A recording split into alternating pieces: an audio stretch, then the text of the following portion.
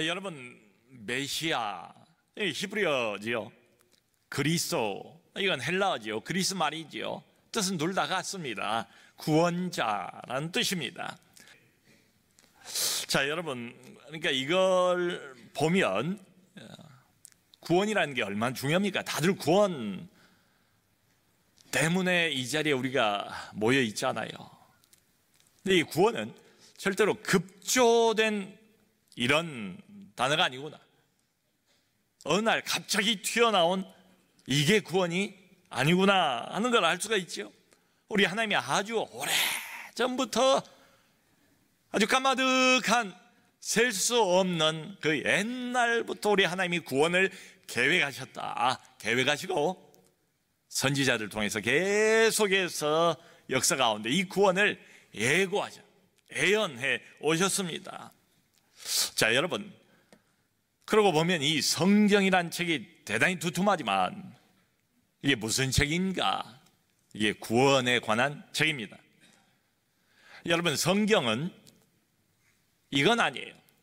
우리 실생활에 필요한 모든 잡다한 지식을 다 모아놓은 책은 절대로 아니겠다. 성경의 주제는 뭔가? 구원입니다. 창세기부터 요한계시록까지 일맥상통하고 있는 주제는 뭔가? 구원입니다. 그러니까 처음부터 끝까지 성경이 계속해서 우리에게 알리고 싶어하는 것은 뭔가? 바로 구원입니다. 한마디로 타락한 인류를 하나님께서 어떻게 구원하시는가? 그걸 밝히고 있는 책이 바로 성경입니다. 여러분, 성경의 맨 처음 책이 창세기 아닙니까? 그 창세기를 보면 하나님께서 모든 세상을 아름답게 만드셨잖아요. 보시기에 좋았더라 돼 있잖아요. 해와 달과 별을 만드시고 하늘과 땅을 만드시고 그 가운데 있는 만물을 다 지으시고 나무를 만드시고 숲을 만드시고 꽃을 만드시고 날아다니는 새들을 만드시고 이 모든 걸 다 만드시고 사람을 맨 마지막에 창조의 클라이막스로 만드셨잖아요. 근데 보시고 보기에 좋았더라. 다 좋게 만드셨어요. 자, 그런데요, 조금만 내려가 보면 벌써 창세기 3장에 인류가 범죄한 기사가 나오지 않습니까? 아담과 하와가 먹지 말라는 선악과를 기어이 따먹고 범죄하지 않습니까? 타락해버려요. 하나님의 말씀에 불순종해요. 하나님에게 등 돌려요. 하나님과의 관계가 끊어져 버립니다. 그게 벌써 창세기 3장에 등장해요. 인류 최초의 범죄 그리고 타락. 자, 여러분, 그런데 놀라운 것은 아담과 하와가 타락한 바로 직후에 하나님이 구원을 말씀하세요. 창세기 3장 15절에서 앞으로 먼 훗날에 한 여인의 후손이 한 여인에게서 낳은 아들이 뱀으로 상징되고 있는 마귀의 머리를 짓밟을 것을 거기 예고하고 계십니다. 구원이에요. 조금 더 내려가 보면 창세기 6장에 그 유명한 노아 홍수 이야기가 기록되어 있습니다. 여러분, 그때 당시만 해도 벌써 온 세상에 죄악이 가득 찼대요. 성경에 그렇게 나와 있어요. 그 모든 사람이 나이를 먹은 사람이든 나이가 어린 사람이든 모든 사람이 생각하는 바가 악한 이런 세태 기록하고 있습니다. 그래서 하나님께서 사람 만든 것을 후회하셨대요. 한탄하셨대요. 그리고는 결국 우리 하나님께서 모든 생명 있는 것, 숨 쉬는 모든 것을 이 지상에서 물로 다 쓸어버리기로 결심을 하셨대요. 노아 홍수 사건 아니겠습니까? 그런데 성경 보면 노아는 여호와께 은혜를 입었더라. 노아에게 방주를 만들라고 지시를 하시고, 그리고 그 방주 안에 노아 가족 8사람을 태우시고 8사람을 구원하십니다. 구원이에요. 조금 더 내려가 보면 창세기 12장에 그 유명한 아브라함을 부르십니다. 갈대아 우르에서 살고 있던 아브라함을 하나님이 불러내세요. 이 사람이 믿음의 조상이 되지 않습니까? 그리고 하나님의 세상 구원의 본격적인 시발점이 되지 않습니까? 한 사람을 선택해요. 믿음의 조상이에요, 이 사람이. 그리고는 후손을 약속하는데 금방은 안 주세요. 25년이 지납니다. 나이 100살 되었을 때에 그때에 이삭을 얻습니다. 여러분, 지금이나 그때나 100살 나이에 아들을 보았다, 이거 뭐 가능하겠습니까? 인간적으로는 불가능해요. 그런데 인간적으로는 불가능할 그때 하나님이 기적으로 한 아들을 주셔서 구원의 계보를 이어가십니다. 이게 무슨 말이겠습니까? 그러므로 수많은 타락하고 범죄한 인류들 중에서 하나님이 몇몇 사람, 극소수의 몇몇 사람은 하나님이 선택하신다. 하나님이 기적으로 몇 사람은 구원의 계보를 이어가게 하신다. 하나님이 이 구원의 계보, 구원의 맥락을 친히 만들어 가신다는 이야기죠. 야곱을 선택하십니다. 야곱의 12아들을 선택하십니다. 그 12아들이 12지파가 되지 않습니까? 그리고 이 12지파를 애굽으로 내려보내시죠. 그리고는 오랜 세월이 흐릅니다. 거대한 민족을 만듭니다. 400년 후에 애굽에서 빠져나오게 하세요. 이른바 출애굽입니다. 이것이 뭡니까? 바로 구원입니다. 구원이에요. 자, 여러분, 이 모든 구원 스토리가 다 구약에 기록이 되어 있다. 이렇게 보면 구약은 구원의 책입니다. 그러니까 이런 생각은 곤란해요. 성경하고는 아주 안 맞는 생각이에요. 구약은 심판의 책이고 신약은 은혜의 책이다. 여러분, 이것보다 더 큰 오해는 없어요. 구원은 어디서부터 시작하는가?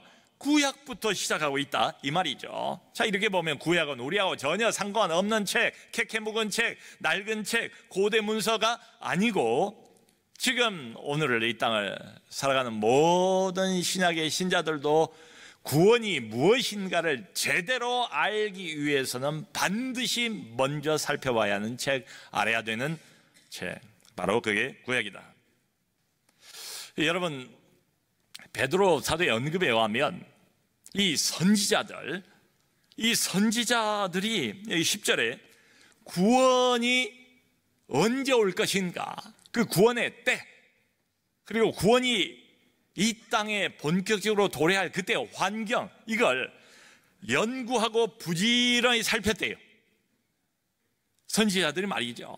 그러니까 하나님께서 지금은 아니지만 앞으로 주실 생명의 선물, 은혜의 선물, 이 구원의 선물에 관해서 나름대로 열심히 연구하고 그것을 이해하려고 부단히 노력을 했다는 겁니다. 좋습니다, 여러분. 자, 그런데 여러분, 이 하나님의 구원 계획, 인간이 연구한다고 다 알 수 있을까요? 책상 머리에 붙어 앉아서 이 논문 읽어보고 저 책 붙잡고 끙끙 골머리를 앓으면서 우리가 연구를 많이 하면 하나님의 구원 계획에 대해서 우리가 정확하게 알 수 있을까요? 불가능하지요. 하나님의 속마음을 인간이 어떻게 다 합니까? 하나님의 계획을 인간이 어떻게 다 깨달을 수가 있겠습니까? 자, 그러므로 여기 11절을 보면 자기 속에 계신 그리스도의 영, 그러니까 선지자들 안에 이미 그리스도의 영이 역사하고 있었대요. 여러분, 여기 그리스도의 영은 바로 성령입니다. 그리스도의 영, 하나님의 영, 성령 다 같은 영이에요. 하나님의 영이에요.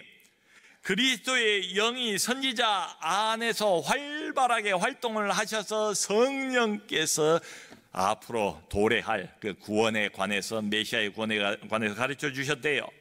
그래서 여기 12절에 베드로가 이렇게 말해요. 그들이 구원에 관해서 깨달은 것은 계시로 알게 된 것이다. 연구로만 알게 된 것 아니에요. 연구를 성령께서 사용하시고 연구를 축복해 주시고 연구를 통해서 성령께서 계시를 주셨대요. 깨닫게 해주셨대요. 그러니까 연구가 중요하고 우리 노력이 중요하지만 하나님의 성령이 우선이다. 하나님의 계시가 우선이다. 하나님의 속마음을 알기 위해서, 하나님의 구원 계획을 제대로 정확하게 알기 위해서는 성령의 도우심과 성령의 계시가 먼저다, 이런 뜻이겠죠. 여러분, 그러므로 오늘날도 가장 모든 인류에게 시급한 게 있다면 하나님 눈으로 볼 때는 구원입니다. 거듭나기 전에는 하나님 나라를 볼 수 없느니라. 너의 학위가 무엇인지, 너의 스펙이 무엇인지, 너의 경력이 무엇인지, 너의 지금 주어진 상황이 무엇인지 이것과 상관없대. 네가 거듭나는 게 우선이래요. 거듭나는 게 사람의 마음대로 되지 않잖아요. 이 가장 가장 고귀한 하나님의 복음의 초청, 복된 소식. 그런데 듣는다고 깨닫는 거 아니잖아요. 믿어지는 것 아니잖아요. 최근에 우리 그 사랑의 여부에서 이런 일이 있었답니다. 화요일마다 사랑의 여부들 모여서 기도하고 밖으로 나가서 복음을 전해요. 노방전도를 하고 사람을 만나고 복음을 소개하고 그렇습니다. 그런데 어떤 한 젊은이에게 복음 전도지를 전했어요.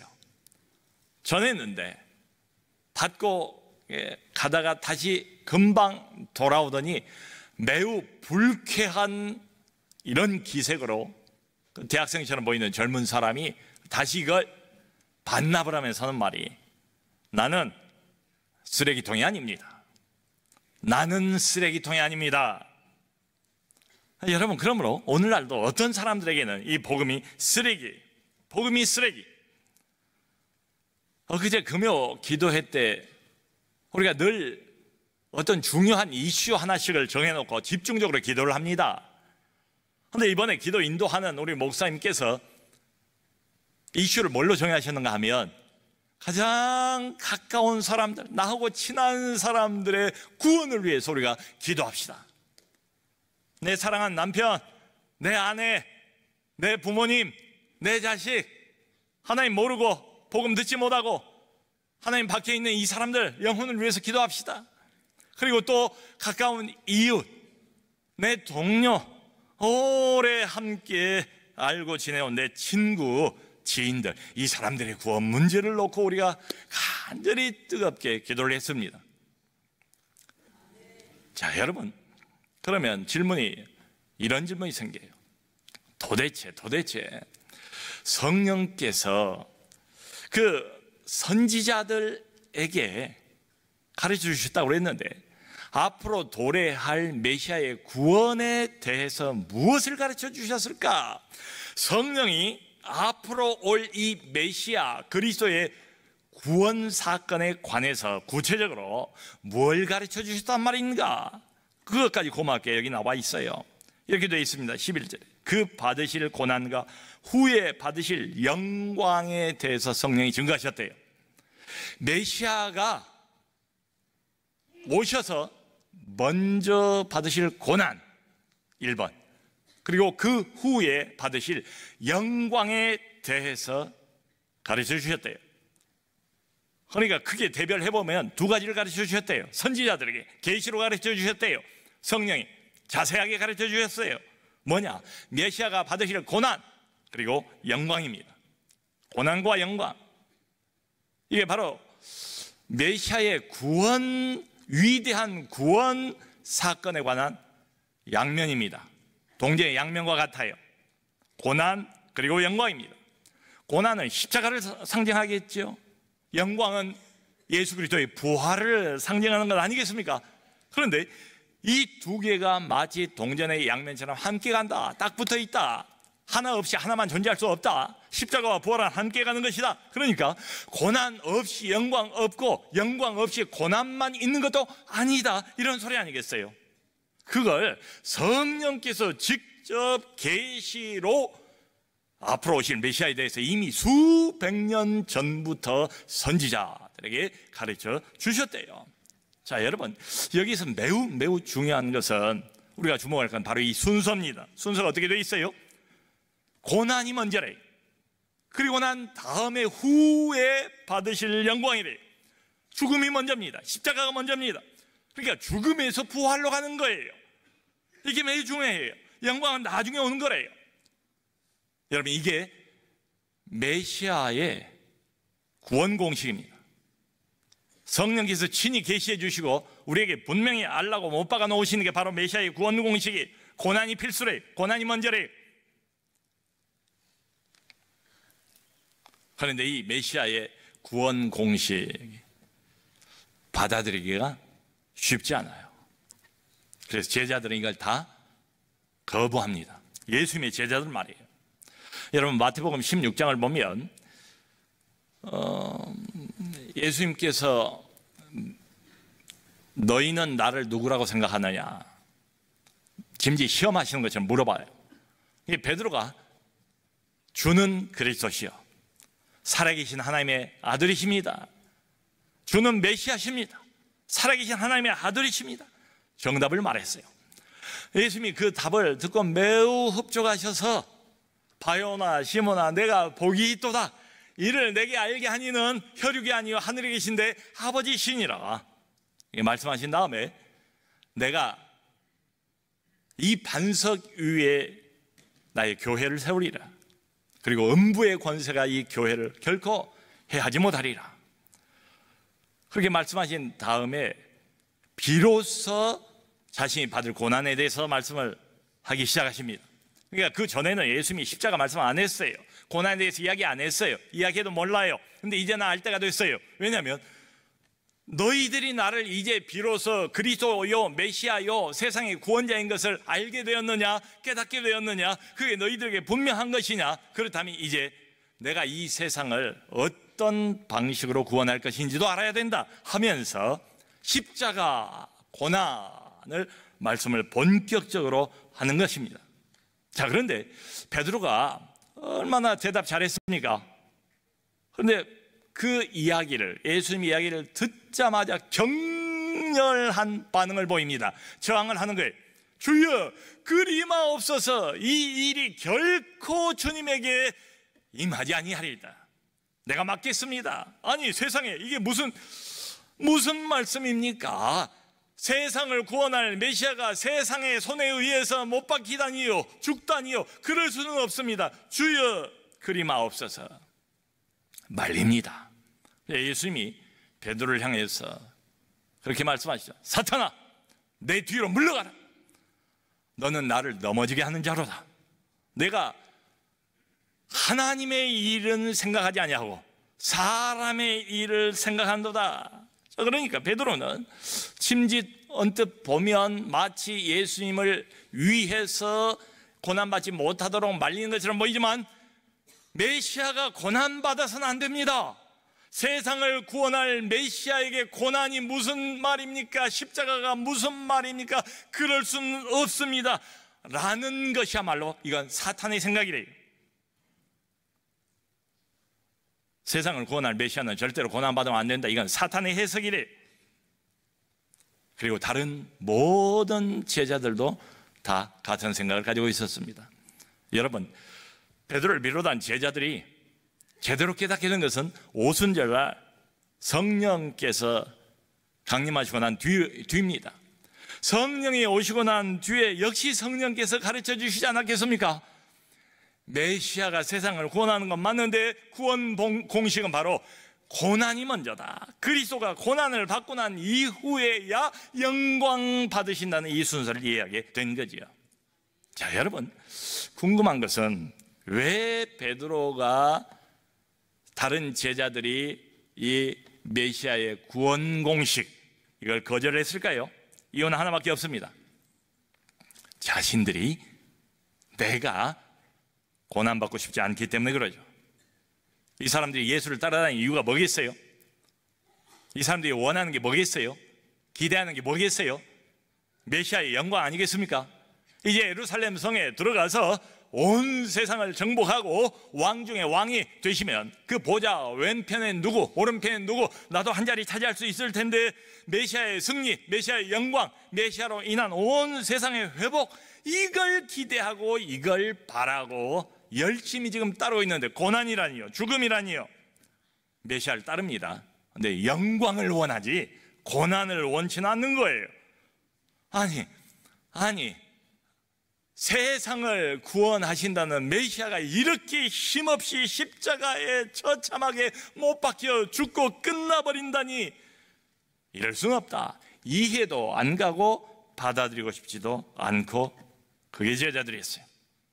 자, 그런데 여러분 성경을 보면 하나님은 처음부터 끝까지 아주 초지일관 성령을 통해서 동일한 말씀을 해오셨어요. 세상을 구원할 메시아가 반드시 오는데 그 구원 공식은 뭔가? 먼저는 고난이요 그 이후에야 그 이후에야, 고난을 통과하고 난 이후에야 영광을 받으실 것이다. 여러분, 그리고 중요한 것은 이 예수 그리스도의 구원 공식의 이 패턴이 지금 이 땅을 나그네로 살아가는 모든 하나님의 백성들에게 그대로 적용이 됩니다. 우린 나그네들이 목적지가 따로 있습니다.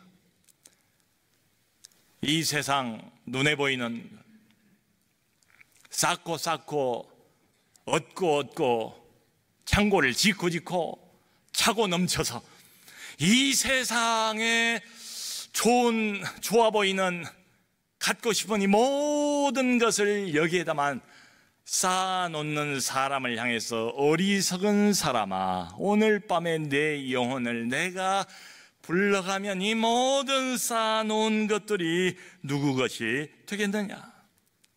지금 이 메시아의 구원 공식, 고난이 먼저요, 이후의 영광이라는 이 패턴은 이 땅을 나그네로 살아가고 있는 모든 하나님의 백성들, 하나님의 자녀들, 그리스도의 제자들에게 그대로 적용이 됩니다. 이게 우리 모두의 인생 공식이에요. 이게 빠져나올 수 없어요. 예외가 없습니다. 자, 여러분, 그러니까 이 땅은 누리는 장소가 아니에요. 성경에 의하면, 베드로에 의하면, 구구절절 베드로의 부르짖음과 외침에 의하면 이 땅은 누리는 장소가 아니고 예수 이름 때문에 고난당하는 시간을 통과하고 있대요. 예수 이름 때문에 어려움을 당하는 게 맞대요. 예수 이름 때문에 조롱과 핍박이 있을 수밖에 없대요. 그런데 우리가 당하는 그 고통을 통해서 복음이 확장이 됩니다. 하나님의 미랄이 떨어져야 많은 생명의 열매들, 구원의 열매들이 생기는 것처럼 말이죠. 자, 여러분, 하나님의 구원 계획은 하나님 소관이에요. 하나님의 구원 역사의 진행도 하나님 소관이에요. 하나님이 구원에 관한 모든 것을 계획하시고 진행하고 계십니다. 하나님이 주도하시고 하나님이 결국 이루십니다. 여러분, 영광이라고 그랬지 않아요? 아마 우리가 상상도 못하는, 지금 아무리 생각을 하려고 해봐야 생각이 안 되는 기대 이상의, 상상을 초월할 영원한 무궁한 영광이 우리 것입니다. 그럼 보장되어 있어요. 하나님의 약속이에요. 근데 지금은 아니에요. 나중입니다. 나중이에요. 고난이 먼저다. 고난이 먼저다. 하나님께서 정해놓으신 메시아 구원, 메시아 구원의 일관된 공식, 그것은 메시아 자신에게만 해당되는 게 아닙니다. 물론 메시아가 하는 일을 우리가 다 못합니다. 그런데 메시아가 보여주신 그 구원 공식, 그 패턴은 우리 모든 성도, 모든 이 땅 위에서 지금 나그네처럼 세상을 살아가고 있는 모든 사람들에게 다 해당이 된다. 하나님이 말씀하신, 성령을 통해서 가르쳐 주신 세상 구원의 일관된 공식은 고난이 먼저요, 그리고 나중이 영광입니다. 메시아이신 우리 구주 예수 그리스도부터 이것을 명백하게 보여주지 않았습니까? 우리도 마찬가지다. 그러므로 사랑하는 성도 여러분, 지금 이 땅을 살면서 예수 이름 때문에 받는 고난을 두려워하지 맙시다. 그 고난을 피하지 맙시다.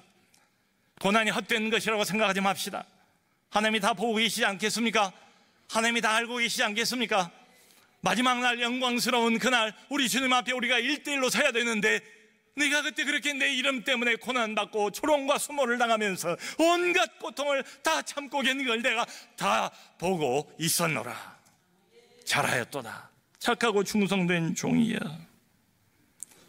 우리가 지금 예수 이름 때문에 받는 이 고난 결코 헛되지 않을 것입니다. 하나님이 귀하게 사용해 주실 것입니다. 모쪼록 이 땅에서 나그네로 살아가면서 예수